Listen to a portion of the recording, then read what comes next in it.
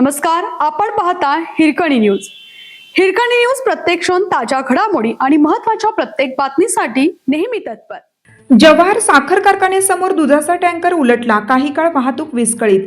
हुपरी सांगली मुख्य मार्गावर असलेल्या जव्हार शेतकरी सहकारी साखर कारखान्यासमोर आज पहाटे दुधाचा टँकर उलटून भीषण अपघात झाला. या अपघातामुळे रस्त्यावर दुधाचा पूर वाहिला असून काही काळ या मार्गावरील वाहतूक पूर्णपणे ठप्प झाली होती. मिळालेल्या माहितीनुसार दुधाने भरलेला हा टँकर सांगलीच्या दिशेने जात होता. जव्हार कारखान्यासमोर आलेल्या वळणावर चालकाचे टँकरवरील नियंत्रण सुटल्याने टँकर रस्त्याच्या मध्यभागीच पलटी झाला.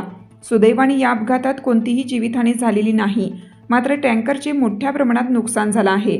अपघातानंतर टँकरमधील हजारो लिटर दूध रस्त्यावर पसरल्याने रस्ता निसरडा झाला होता. खबरदारीचा उपाय म्हणून पोलिसांनी दोन्ही बाजूची वाहतूक थांबवली होती.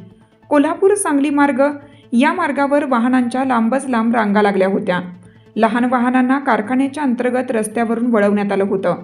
घटनेची माहिती मिळताच स्थानिक पोलिसांनी आणि कारखाना प्रशासनाने घटनास्थळी धाव घेतली. क्रेनच्या सहाय्याने अपघातग्रस्त टँकर रस्त्यावरून बाजूला काढण्याचं काम युद्ध पातळीवर करण्यात आलं. रस्त्यावरील सांडलेलं दूध आणि ऑइलमुळे पुन्हा अपघात होऊ नयेत म्हणून अग्निशामक दलाच्या मदतीने रस्ता स्वच्छ करण्यात आला.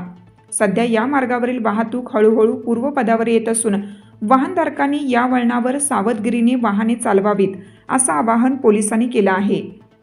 आपल्या हिरकणी न्यूज चॅनलला लाईक करा, शेअर करा आणि सबस्क्राईब करायला विसरू नका आणि रहा अपडेट.